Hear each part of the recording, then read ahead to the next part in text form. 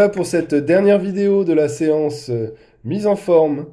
Nous allons voir maintenant quelques effets à appliquer à nos différents éléments HTML, des ombres au bloc et au texte, et les bordures.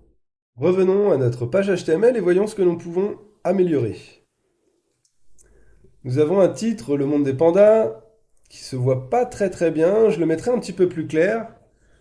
Et je lui mettrai peut-être une petite ombre autour, un shadow, pour le faire ressortir. Alors pour cela, on va retourner dans ma feuille CSS, sur le titre header, et puis je vais pas choisir ce orange qui est un petit peu trop gris foncé, je vais le prendre plus clair, voire je vais prendre un vert, tac, tournant vers les jaunes, voilà, à pleine couleur. Et sur ce texte, je veux rajouter un texte shadow, une propriété CSS qui ne s'applique que au texte. Et là, je vais me donner les valeurs, donc il va y avoir le déplacement en X, déplacement en Y et le flou.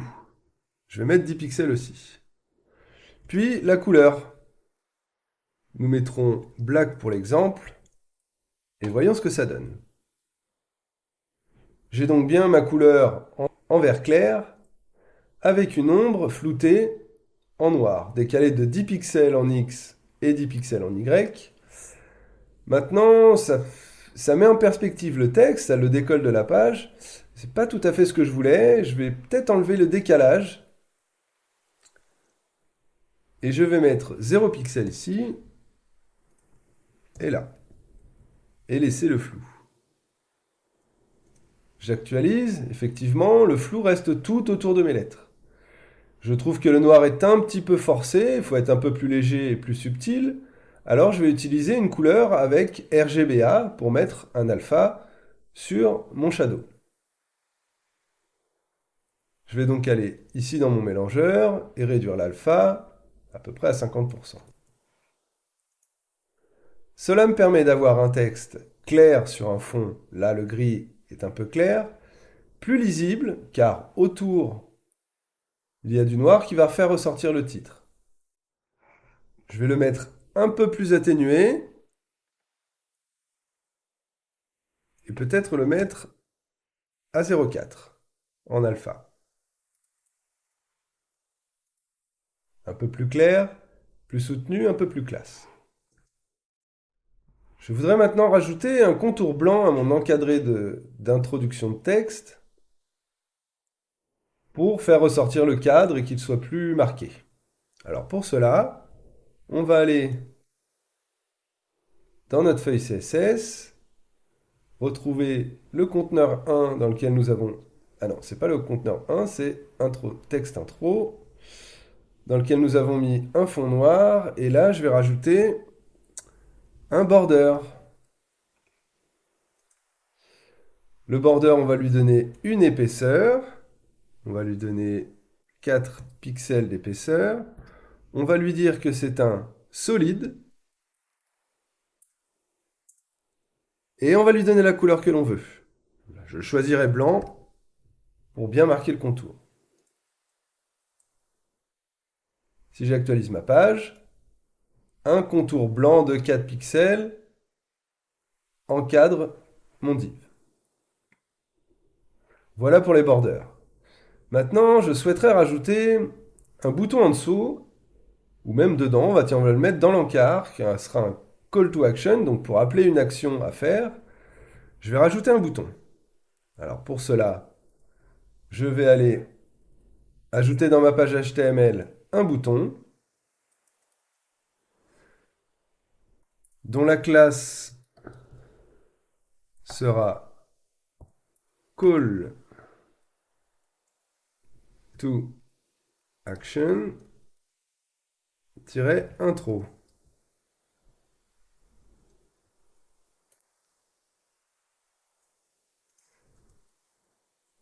Et je vais mettre plus de détails. Si je vais voir ma page HTML, J'actualise, j'ai bien un élément en dessous, mais il n'est pas stylisé. Donc je vais rajouter du style dans ma feuille CSS.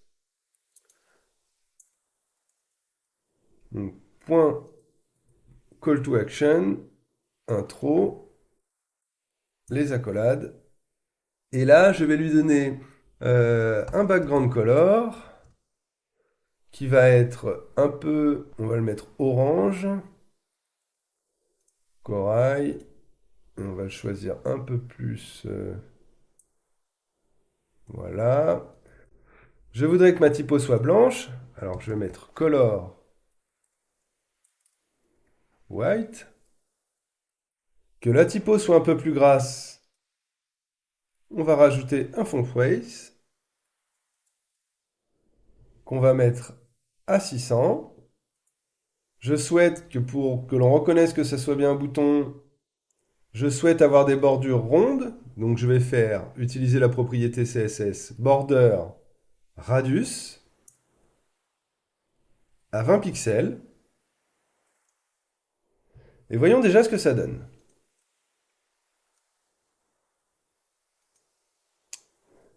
Alors, le bouton prend toute la largeur, le texte est collé sur les bords, il va falloir qu'on rajoute du padding, du margin et une taille fixe.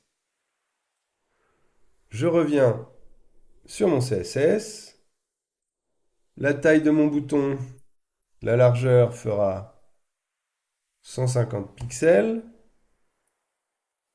Je souhaite que mon texte soit aligné au centre. Texte aligne center. Qu'il y ait un petit peu d'espace à l'intérieur, donc du padding de 10 pixels, et qu'il soit un petit peu écarté du contenu texte au-dessus, un margin top de 20 pixels. Une fois que j'ai fait ça, on visionne la page, et là, notre bouton a assez d'espace à l'intérieur pour être lisible et à l'extérieur pour être différencié du texte. Beaucoup mieux. On pourrait rajouter un petit contour blanc, de la même manière que l'on fait au-dessus, sur le texte intro. On va copier la ligne. On va peut-être réduire simplement l'épaisseur de contour, on va mettre la moitié. Ça nous permettra d'avoir quelque chose qui ressort plus. On pourrait utiliser aussi le box shadow. Alors box shadow, c'est un peu comme le texte, mais ça marche pour l'élément HTML. Par exemple, le logo. Je voudrais rajouter une petite ombre autour, histoire de le faire un peu plus ressortir.